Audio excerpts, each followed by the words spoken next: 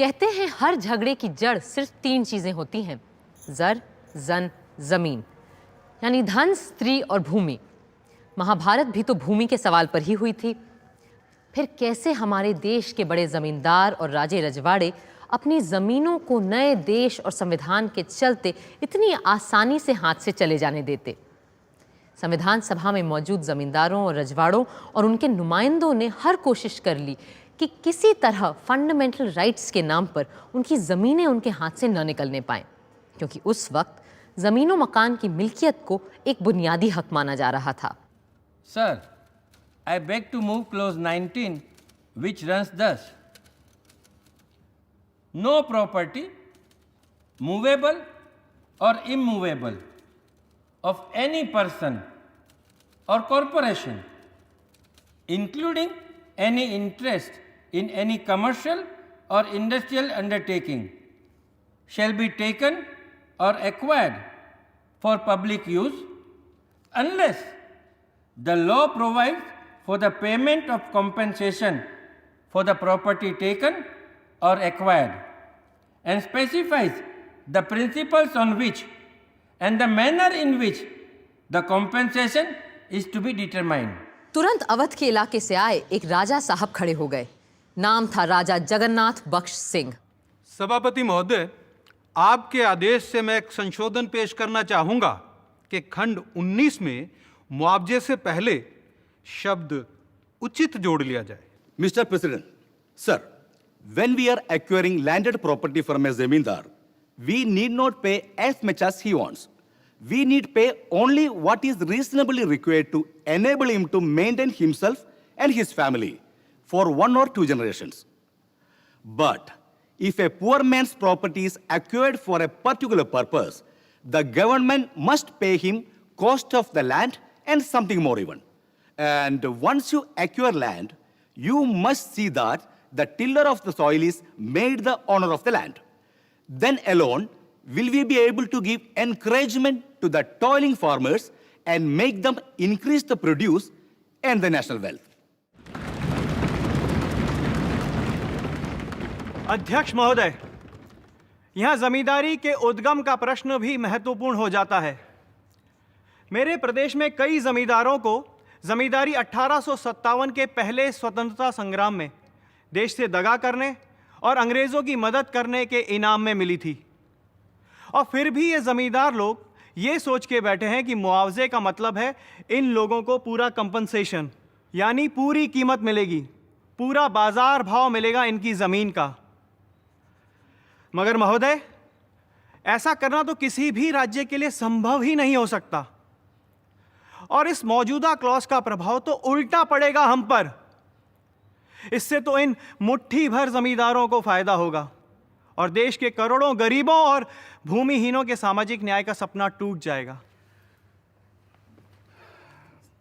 सभापति महोदय, मैं आपके सामने इस संशोधन का विरोध करने के लिए खड़ा हुआ हूं।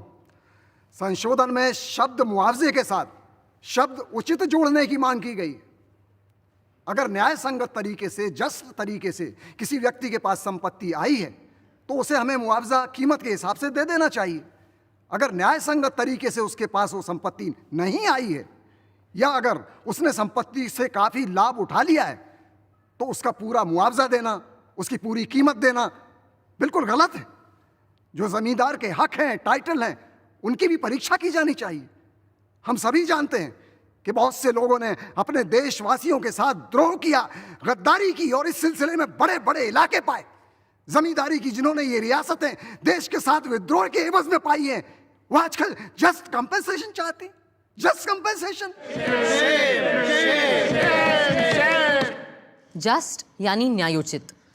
इस शब्द को सबसे पहले सन 1935 के कानून में अंग्रेजों ने डाला था, पर नया संविधान बनाते वक्त कमेटी में इस पर जोरदार बहस हुई।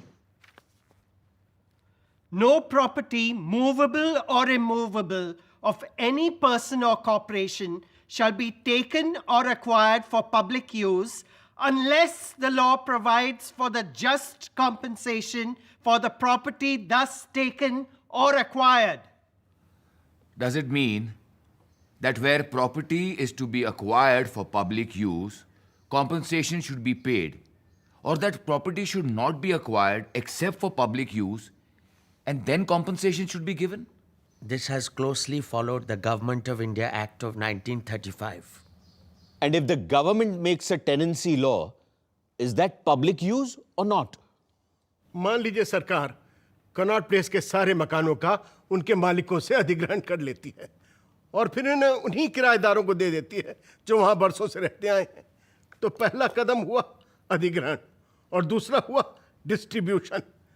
तो इस तरह का अधिग्रहण इस अनुच्छेद के अंतर्गत आएगा या नहीं? Most certainly. यदि ऐसा है तो मैं इसके खिलाफ हूं। मैं हर उस अधिग्रहण के पक्ष में हूं जहां पब्लिक यूज का मतलब हो सरकार के काम के लिए प्रॉपर्टी का एक्विजिशन। पर एक मालिक से लेकर दूसरे मालिक को दे देने के लिए किसी की प्रॉपर्टी या घर हथिया लेना, ये मैं इसके खिलाफ हूं। May I tell you, there is a slight change in the language here. The words just compensation have been used instead of the words compensation. The expression just has been borrowed from the Australian and American constitutions. By using the words just compensation, you have made it open to question in a court of law. In that case, we will drop the word just. It's just a matter of adjustment. Half a loaf is better than no loaf. अब बारी थी सदन में बहस की। जमींदारों ने ठान लिया था कि कबहू न छोड़ें खेत और बदलाववादी लगे हुए थे सैकड़ों सालों से जमी हुई इस व्यवस्था को तोड़ने में। Sir, I stand to support the clause. We are framing a constitution for a free India. We are asking the British to quit India, though they came here 200 years ago. And in response to our demand, they are quitting India. The British acquired empires, and the landlords acquired large fortunes, both by means of exploitation. I request only a nominal compensation may be payable for acquisition of any property. मगर जमींदार और राजे रजवाड़े इतनी आसानी से कैसे मान जाते? राय बहादुर श्याम नंदन सहाय ने एक और ही पैंतरा फेंका। Sir, this compensation clause does not cover zamindari alone. इसमें पूरे मुल्क में फैली हर तरह की चल और अचल संपत्ति की बात भी शामिल है और हो सकता है आगे चलकर देश के भले के लिए हमें छोटे किसानों की बटाई की काश्तकारी भी एक्वायर करनी पड़े। तो क्या आप उस दिन उन्हें जस्ट कंपनसेशन नहीं देंगे? The right to private property and the protection of that private property is the acceptance of the principle of right over might. आप चाहें तो इस उसूल को उठाकर फेंक दीजिए, पर इस तरह हम धीरे धीरे स्वराज से जंगल राज की तरफ चले जाएंगे और हमारे समाज का बना बनाया ताना बाना बिखर कर तार तार हो जाएगा। मेरे काबिल दोस्त जमींदारी के बारे में पूरी जानकारी नहीं रखते, सिर्फ आधी अधूरी बातें जानते हैं। वो भूल रहे हैं कि मुल्क में कई जगहों पर कई लोगों ने जमींदारियां अपनी जिंदगी भर की कमाई से बड़ी कीमत देकर खरीद कर हासिल की हैं, किसी खैरात में नहीं पाई हैं। If the honorable mover of the clause 19 feels, as I do, that compensation means just and fair compensation, the mover of the amendment may withdraw his amendment. जनाब,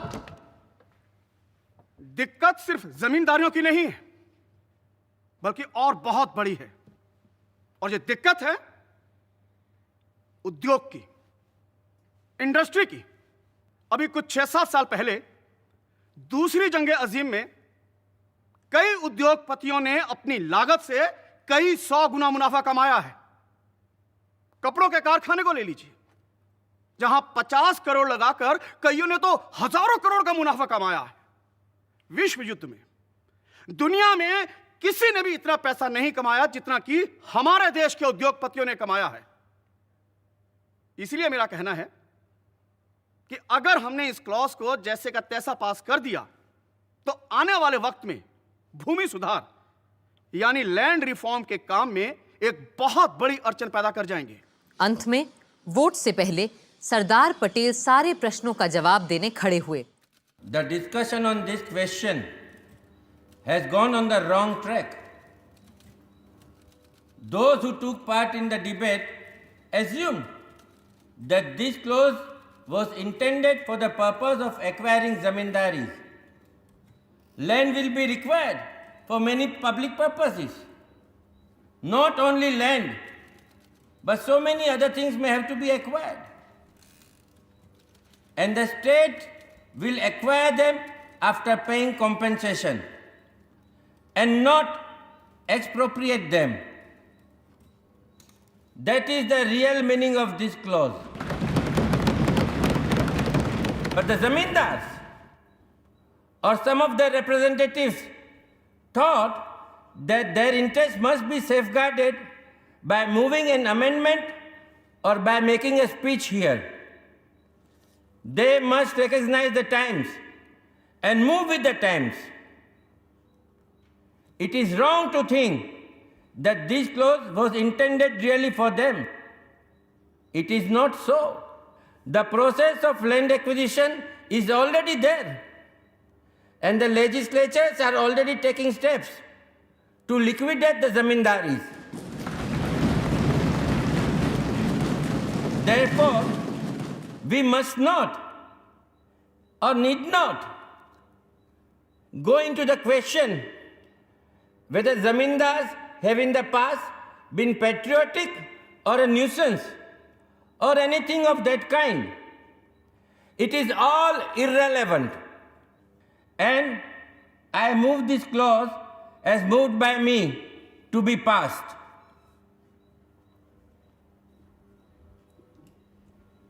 Those in favor of the motion say aye.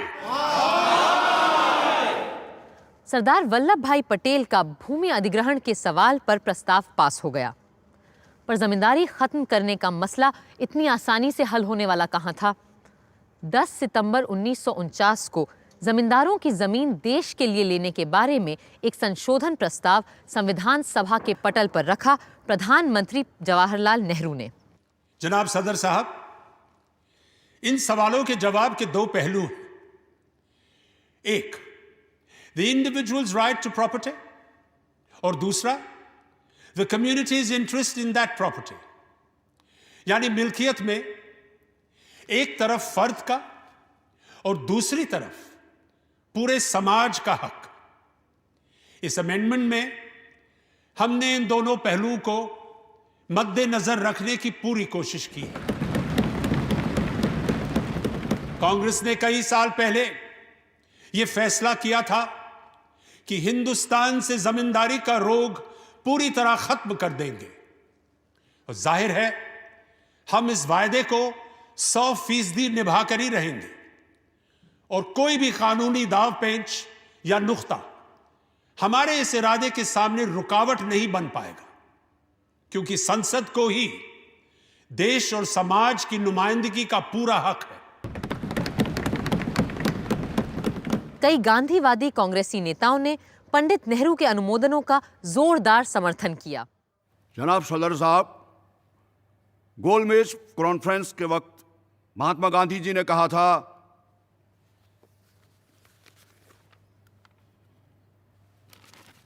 मुझे डर है कि हमें बरसों लग जाएंगे ऐसे कानून बनाने में जिनके सहारे हम मुल्क के दीनहीन गरीबों को उस दलदल से निकाल सकें जिसमें उन्हें सरमाएदारों, जमींदारों, राजे रजवाड़ों और अमीरों ने धकेल दिया है, और फिर बाकायदा वैज्ञानिक रूप से अंग्रेजों ने भी उन पर मिट्टी डाल दी।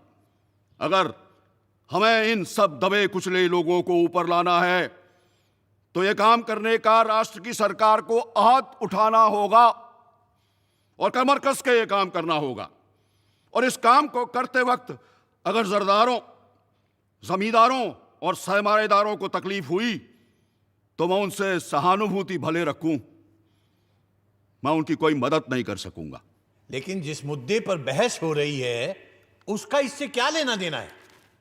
नहीं जनाब, मेरी बात की रेलिवेंसी इस बात में है कि अगर पंडित नेहरू का संशोधन पास हो गया तो यह काम करना असंभव हो जाएगा। इसलिए मैंने अपने संशोधन प्रस्ताव में लिखा है कि सुप्रीम कोर्ट नहीं, पार्लियामेंट को यह तय करने का अधिकार होना चाहिए कि कब कंपनसेशन देना है और कब नहीं देना है। Sir, Mahatma Gandhi preached and lived his doctrine of aparigraha, that property holders should be mere trustees of that property for the good of the community. If the great ideal of the Ishopanishad, renounce that you may enjoy by renouncing, had this been followed by property holders, then all these conflicts, all these disputes about property would not have arisen. But sir, that unfortunately has not been the lot of humanity. The history of humanity, as has been stated by a great historian, it's strewn with the crimes, follies, and stupidities of mankind. Let us not talk of the follies and stupidities of mankind. Let us confine ourselves to the article under consideration. Kamat साहब तो चुप हो गए, पर socialist नेता professor K.T.. Shah को चुप कराना आसान नहीं था। सर, एक फ्रेंच फिलोसोफर से एक बार किसी ने पूछा कि व्हाट इज प्रॉपर्टी, ये जायदाद किस चीज का नाम है? तो उसने जवाब दिया, जायदाद यानी चोरी का माल। मुझे लगता है कि चोरी तो बड़ा भलमन साहब का शब्द है, क्योंकि अगर आप इसकी जड़ में जाएं तो देखेंगे कि ज्यादातर जायदादें सिर्फ चोरी से नहीं बल्कि जबर से, धोखे से और हिंसा से प्राप्त की गई है, और इन बातों को किसी भी व्यवस्था में सही नहीं ठहराया जा सकता है। अगर आप उन लोगों को मुआवजा देने की बात कर रहे हैं जिन्होंने बड़ी बड़ी जायदादें बनाई हैं, फिर वो चाहे कितनी भी पुरानी क्यों ना हो, तो याद रखिएगा कि इनके पीछे जबर, धोखे और हिंसा का ही हाथ है, और ऐसे लोगों को मुआवजा देना उन उसूलों के बिल्कुल ही खिलाफ होगा जिनको लेकर हम अपना कॉन्स्टिट्यूशन बनाने बैठे हैं।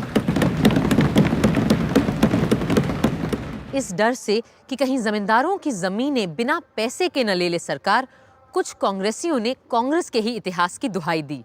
Sir, in 1945-46, our leaders issued the Congress election manifesto to the nation, in which, referring to the reform of the land system and acquisition of property, they declared, and I quote, "The reform of the land system, which is urgently needed, involves the removal of intermediaries between the peasant and the state. The right of such intermediaries should therefore be acquired on payment of equitable compensation." Sir, are we to fall into the trap of the socialists and take shelter under the law and pay no compensation in the name of the law? Or are we to stand by the Congress Parliamentary Manifesto that equitable compensation should be paid? That is why I want the exact words of the manifesto to be introduced in the amendment of Pandit Jawaharlal Nehru. Sir, our honored Prime Minister has in effect said that property belongs to the public, to the people. He said that property belongs to the people, and the people want it, and therefore they must take it. Compensation or adequacy of compensation does not enter into the picture. Sir, I believe the communists, the socialists, and the supporters of this article would kill and eliminate the middle classes and the upper middle classes altogether. Whilst the communists would kill them by use of force and violence, the socialists would kill them, as apparently Professor K.T. Shah would do, by arguments, by speeches, and by theories.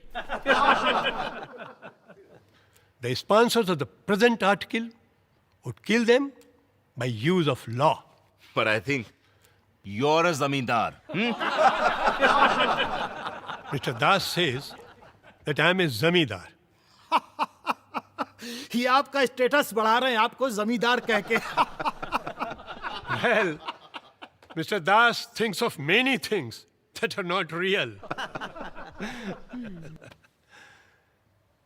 I was a very petty zamindar, but I sold away my interests 5 or 6 years ago, for I saw what was coming. Today, I am independent, free, and dispassionate, a man having absolutely no interest in that question. I am safe and happy. But those poor zamindars who believe in the stability of the law of the land are today sadder, though wiser.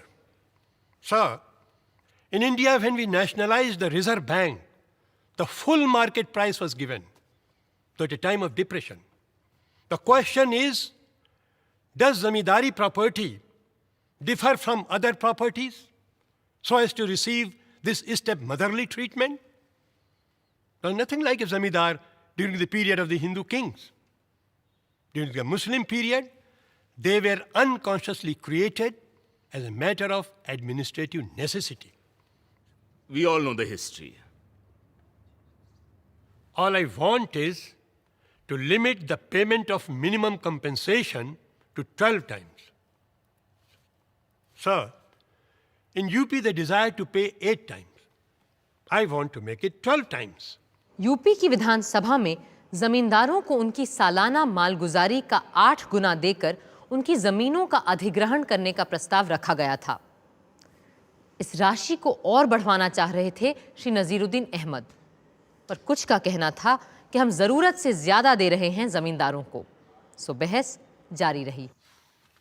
Sir, mention has been made of the UP legislation on the abolition of the Zamindari Bill.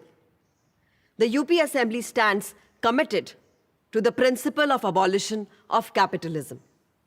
As you see, the UP abolition of Zamindari Bill not only gives the Zamindar compensation, but also gives a rehabilitation grant. So it proves that it is not in a vindictive spirit that the house in the future may or will function, or the new order that is to be created will be pursued in any arbitrary way. Thank you.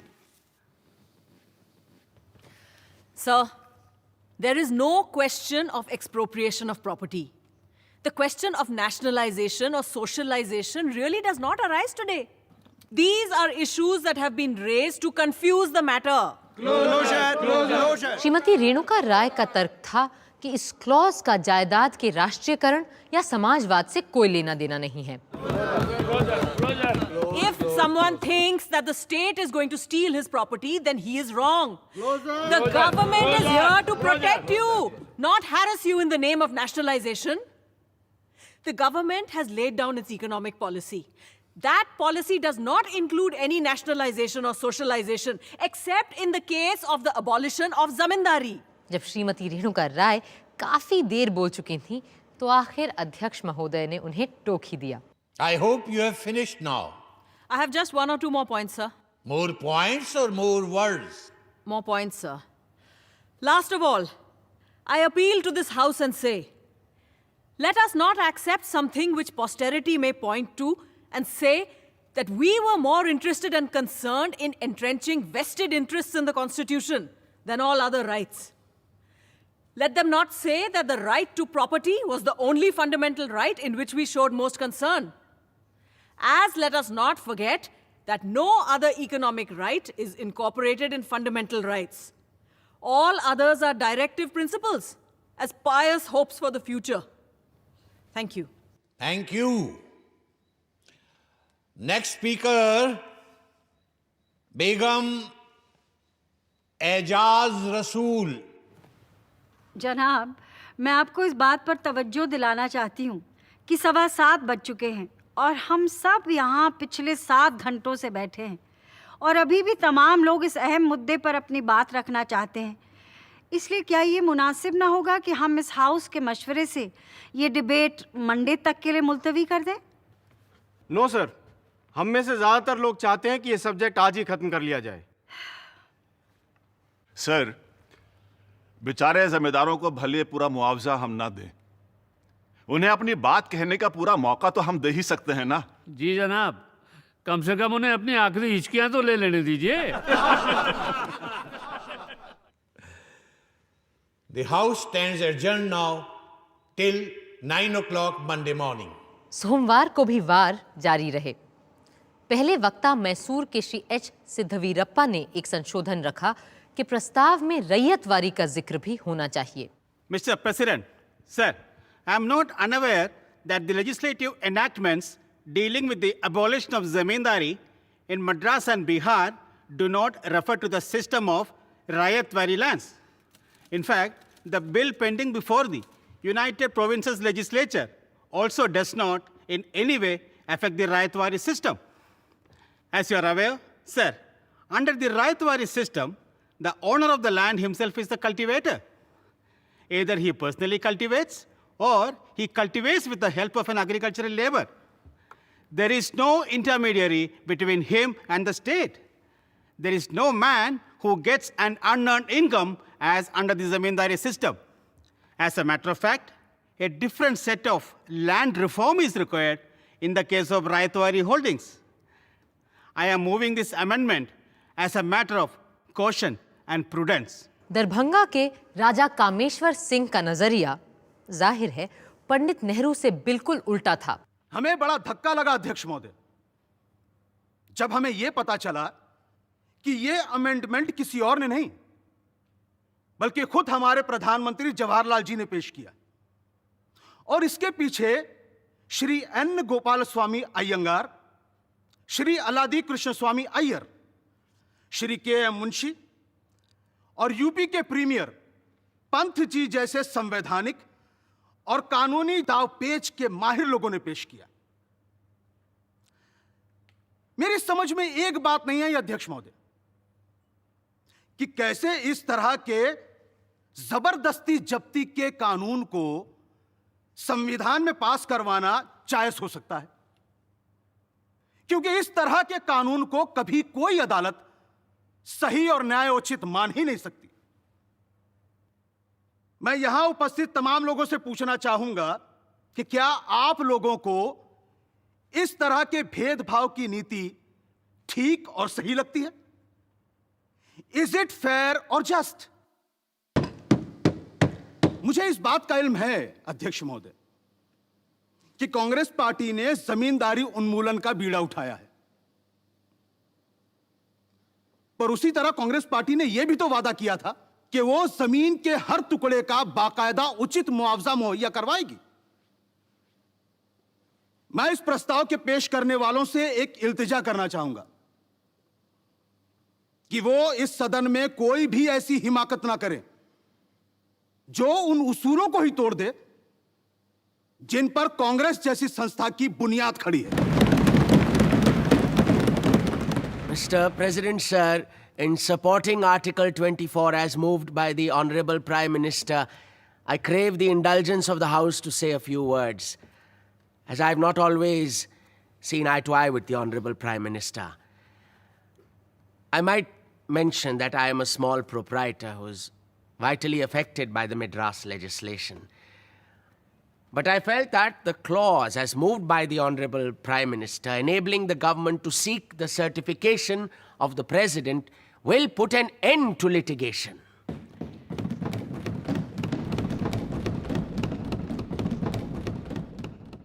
Though a lawyer by profession, I may claim I have never approached law in a legalistic spirit.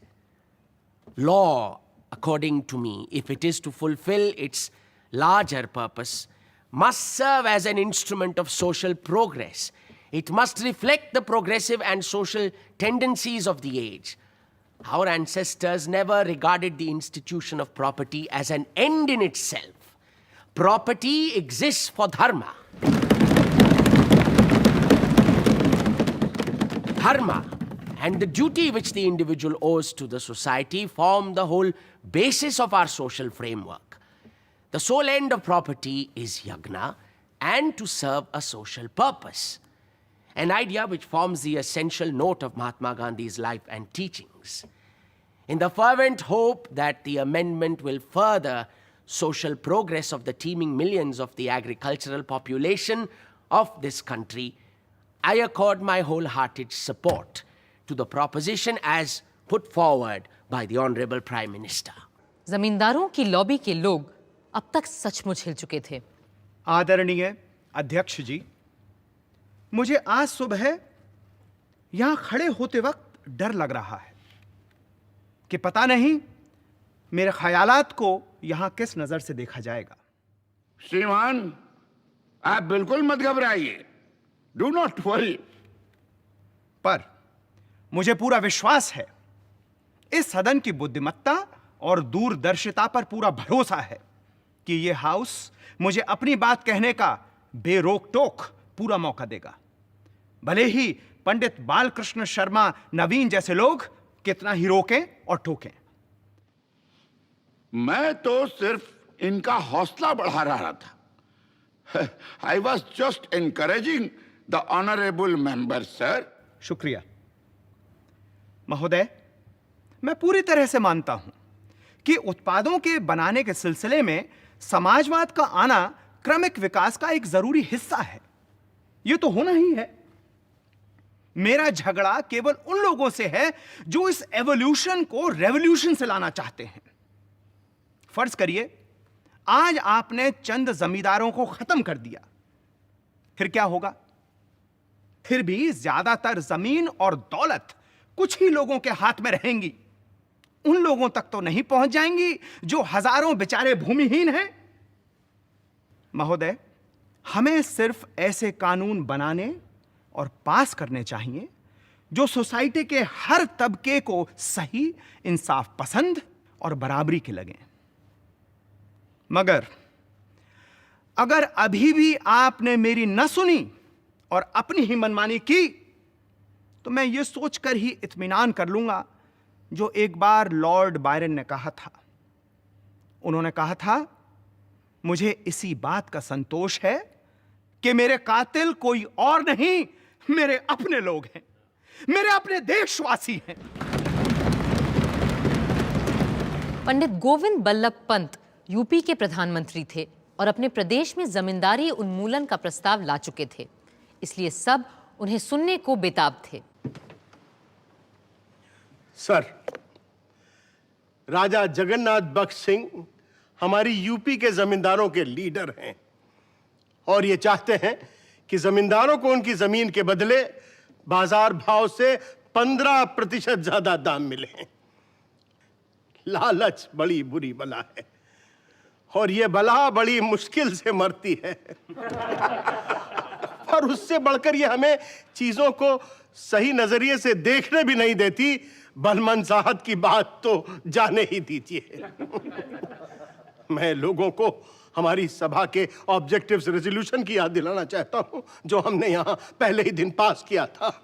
मैं उन्हें उसकी शुरुआत भी याद दिलाना चाहता हूं क्योंकि लोग कभी कभी उन बुनियादी उसूलों को ही भूल जाते हैं जो कि आत्मा है हमारे संविधान की, जो आधार है हमारे संविधान बनाने का।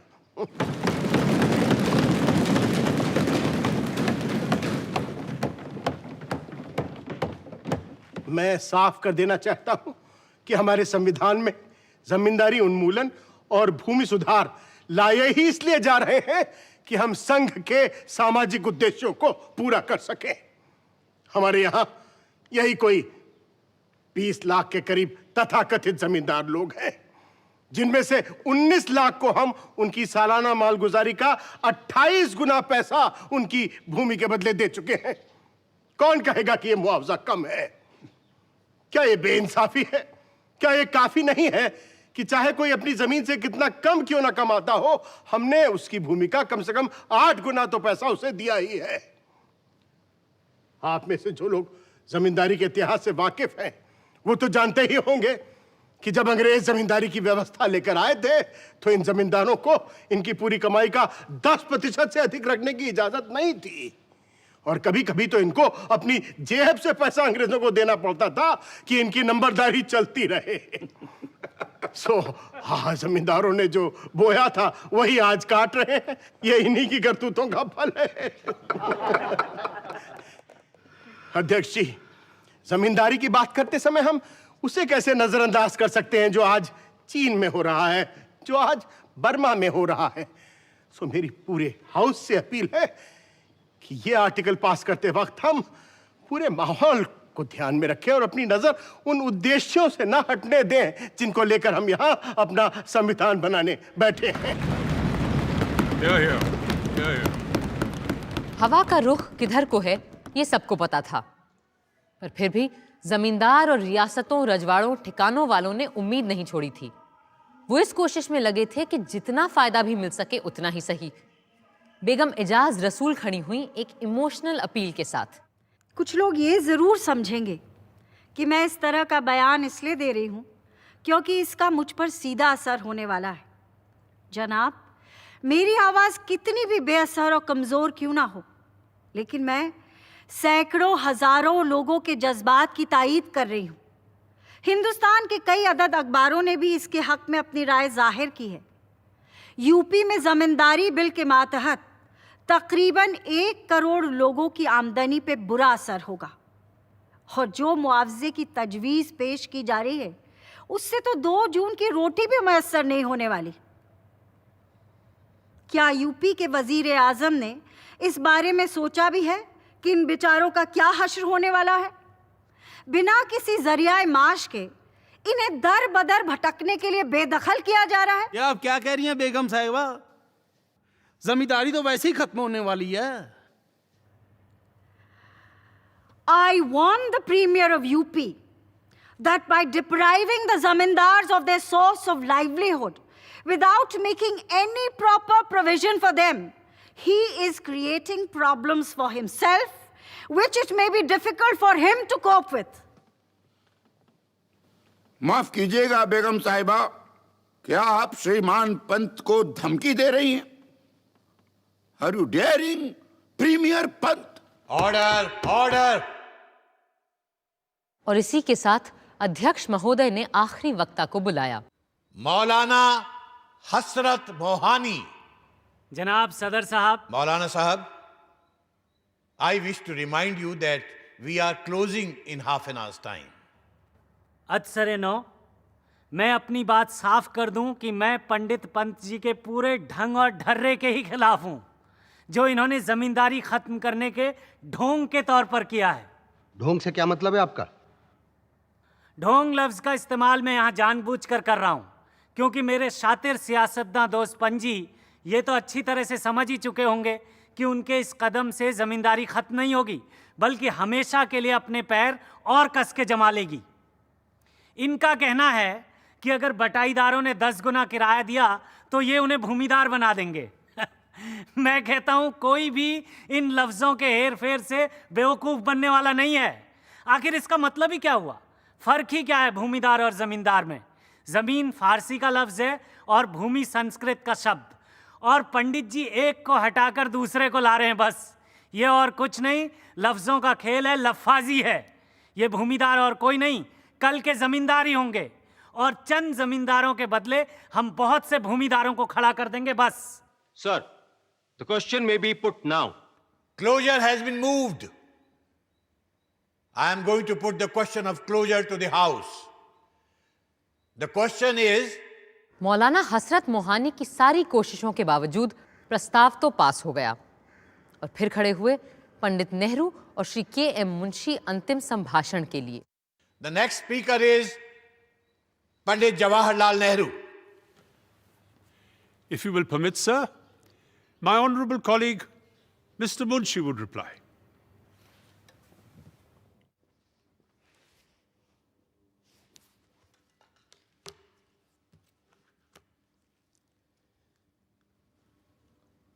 अध्यक्ष महोदय, सर, प्रधानमंत्री पंडित नेहरू के शानदार बयान, साथ में मेरे मित्र श्री अल्लादी कृष्ण स्वामी अय्यर और यूपी के प्रीमियर पंडित पंत जी के ओजस्वी भाषणों के बाद मेरे कहने को कुछ खास बचता नहीं है। किंतु सर, मैं ये नहीं चाहता कि इस सभा की यह बहस यूपी के प्रीमियर पंत जी और यूपी के जमींदारों के बीच की तू मैं बनकर रह जाए। जैसा कि एक समय लगने लगा था। आपको आज पूरे देश को एक संपूर्णता के साथ देखना होगा। ना तो मैं इस बहसा बहसी की तरफ ध्यान देना चाहता हूं, ना मुझे जमींदारी की उत्पत्ति के बारे में कुछ सुनना है। मैं केवल इस तरफ ध्यान देना चाहता हूं कि मद्रास, बिहार और यूपी के 3 बिल आज उदाहरण के रूप में देश के सामने हैं और इन पर अमल होना भी शुरू हो चुका है। और हमारी किसान जनता इस संविधान के लागू होने के बाद भी अपने अधिकारों से वंचित रह जाए, यह हम नहीं होने देंगे। इन 3 लेजिस्लेशंस, इन 3 प्रस्तावों के अंतर्गत 7 करोड़ 40 लाख एकड़ जमीन आती है। फिर इसका असर 7 करोड़ 20 लाख किसानों और काश्तकारों के जीवन पर भी पड़ा है। और अब हम इतने लोगों का भविष्य दांव पर नहीं लगा सकते, वो भी सिर्फ कोई 5,500 जमींदारों के लाभ के लिए। May I know how you have calculated this figure, sir? मुझे ये आंकड़े मंत्रियों से मिले हैं। हां, अगर उन्होंने मुझे गलत आंकड़े दिए हैं तो मैं भी गलत हो सकता हूं। May I inform the honorable member that in UP alone there are 22 lakhs of people directly affected besides their dependents. मेरे पास यूपी के आंकड़े भी मौजूद हैं। वहां सिर्फ 10,000 के करीब जमींदार ऐसे हैं जिन्हें उनकी सालाना आमदनी के 13 गुना से थोड़ा कम पैसा प्राप्त हुआ है। ये आंकड़े मुझे पंडित पंत जी से मिले हैं और कोई कारण नहीं है कि इन पर अविश्वास किया जाए। पर थोड़ी देर के लिए मान लीजिए कि ऐसे जमींदारों की संख्या 10,000 नहीं 30,000 है, तो भी क्या इसका मुकाबला आप 7 करोड़ 20 लाख किसानों की जिंदगी से कर सकते हैं? क्या आप चाहेंगे कि इस देश में गदर बच जाए, किसान क्रांति को उड़ जाए, वो भी सिर्फ इसलिए कि कुछ हजार लोग अपनी आयात करते रह सकें, जैसा कि वो सदियों से करते आ रहे हैं? What about the individual loss? Sir, मैं इस मुद्दे को किसी व्यक्तिवादी दृष्टिकोण से नहीं देख रहा हूं। मेरे ऐसे बहुतेरे मित्र हैं जो कल तक 5,000 रुपया महीना की आमदनी कमा रहे थे और आज उन्हें सिर्फ 500 से काम चलाना पड़ रहा है। किंतु फिर भी हम इस जमींदारी उन्मूलन के संवैधानिक प्रस्ताव को किसी व्यक्तिवादी या व्यक्तिगत नजरिए से नहीं देख सकते। आज जो हमने यहां किया है वो एक राष्ट्रीय और सामाजिक क्रांति है और अब हम पीछे की ओर नहीं पलट सकते। But how is the state? मैं चाहता हूं कि आप मेरे बोलते समय टोका टाकी ना करें और मैं आपको यह भी साफ बता देना चाहता हूं कि हम जो प्रस्तावित कर रहे हैं वो सारे पक्षों के लिए एक बेहतरीन और सबसे न्याय संगत समझौते का रास्ता है, जिस पर तमाम बहस और विचार के बाद हम पहुंच चुके हैं। और ये सदन जितनी जल्दी इसे स्वीकार कर लेगा उतना ही शुभ और सुंदर होगा।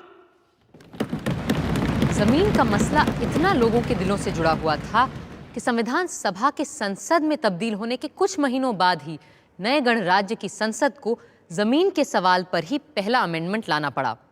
16 मई 1951 को पंडित जवाहरलाल नेहरू ने यह प्रस्ताव सामने रखा। Now I shall proceed with the other article, the important one, namely Article 31. This article deals with the abolition of the zamindari system, with land laws and agrarian reform. I am not a zamindar, nor am I a tenant. I am an outsider.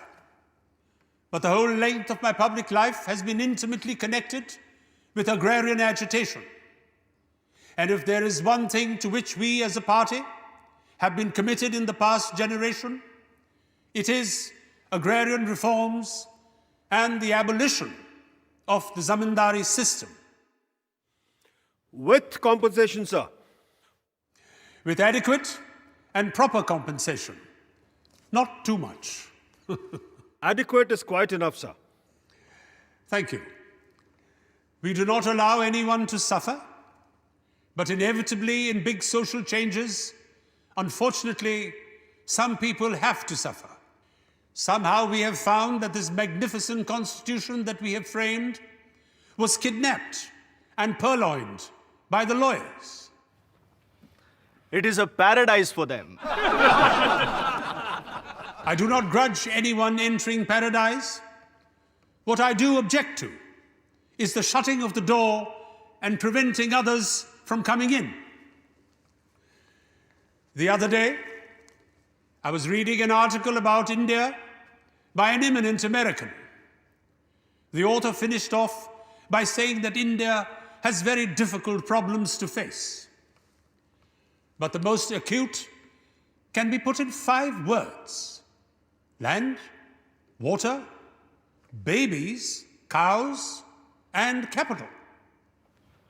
No lawyers there.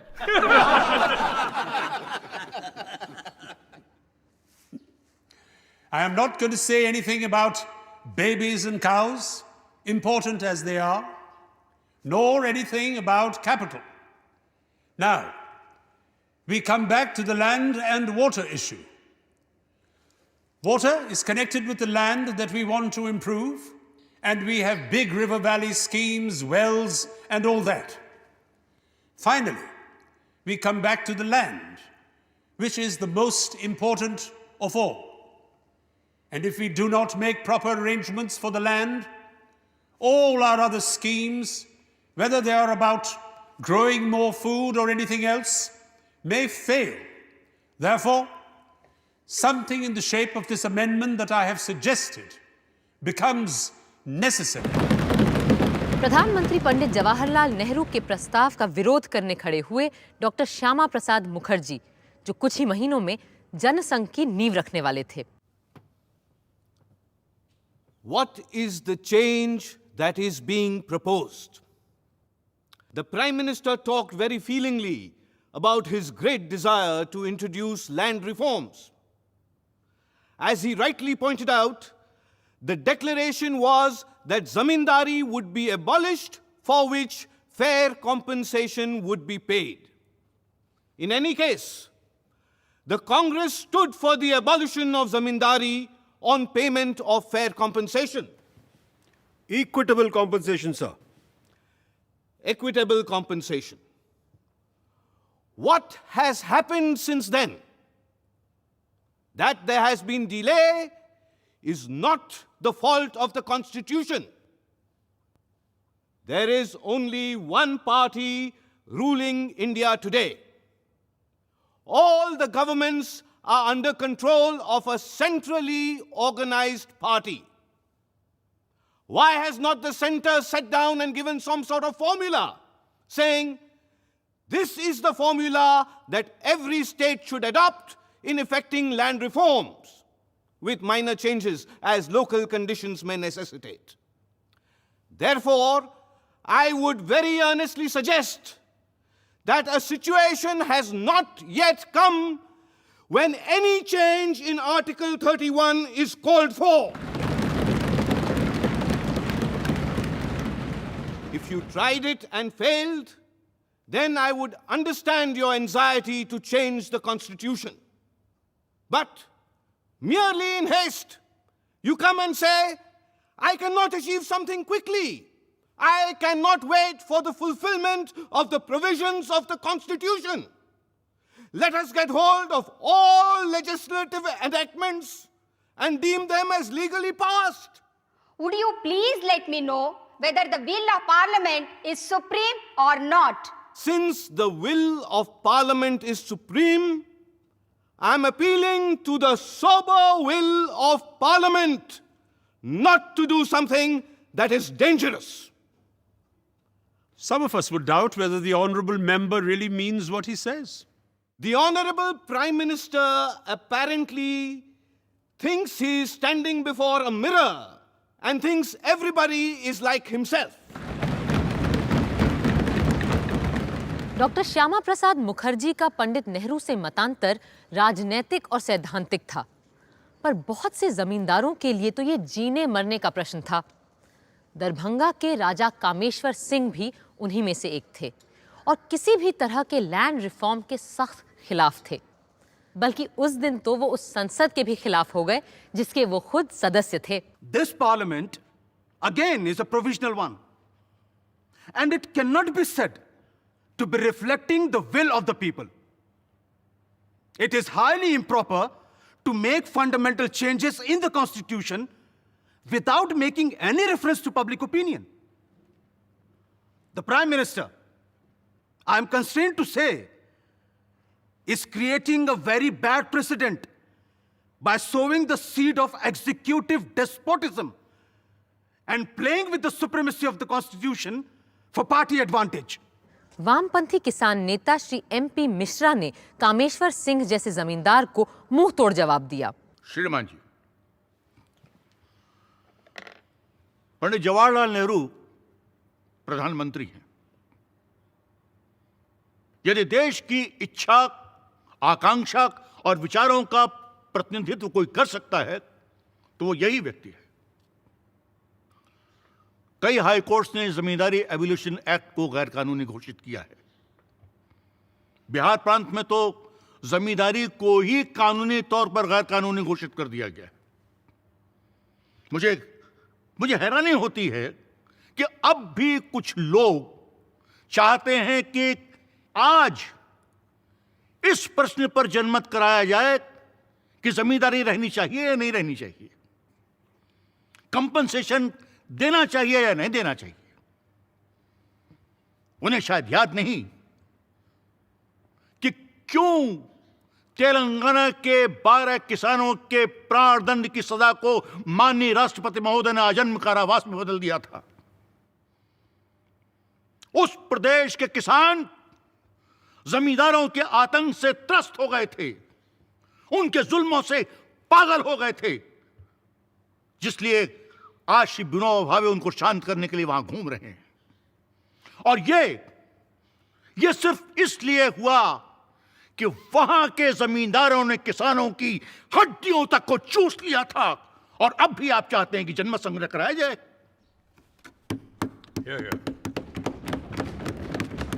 जमींदार ये सोचते थे कि दिल्ली उन्हें बचा लेगी। दिल्ली तो क्या, दुनिया की तमाम राजधानियां आपको नहीं बचा सकती, दुनिया के तमाम शासक आपको नहीं बचा सकते, क्योंकि आधी दुनिया लाल रंग में रंग चुकी है और बाकी की बची दुनिया में भी यही हवा तेजी के साथ फैल रही है।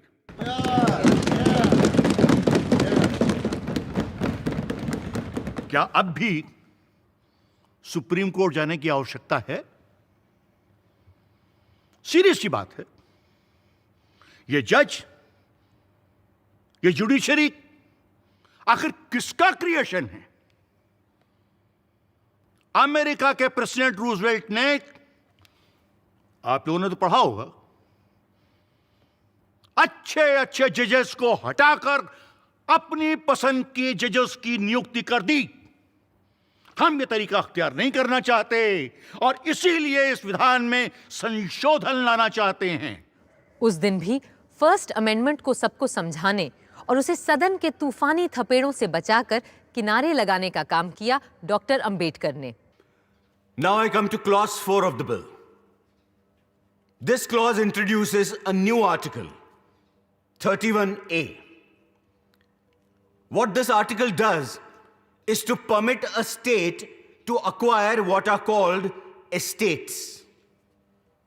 Secondly, it says that when legislation is undertaken to acquire estates, nothing in the fundamental rights shall affect such a legislation. I am emphasizing the word estate. The new article does not apply the acquisition of land. It applies to the acquisition of estates in land, which is a very different thing.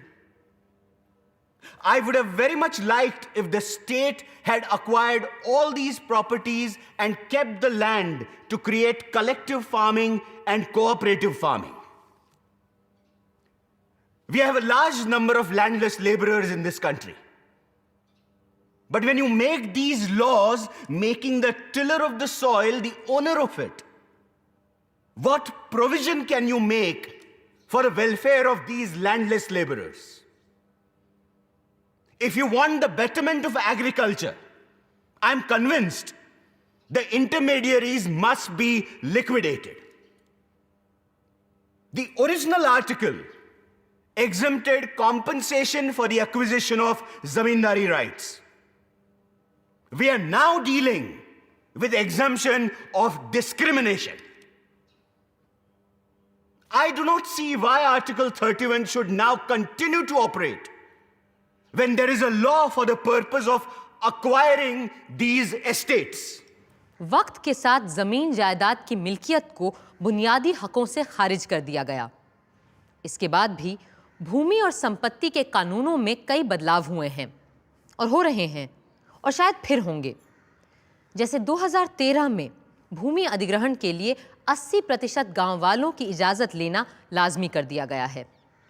इस दास्तान ज़मीन और जायदाद का अंत कब और कहां होगा, इसके बारे में तो यही कहा जा सकता है कि आगे आगे देखिए होता है क्या।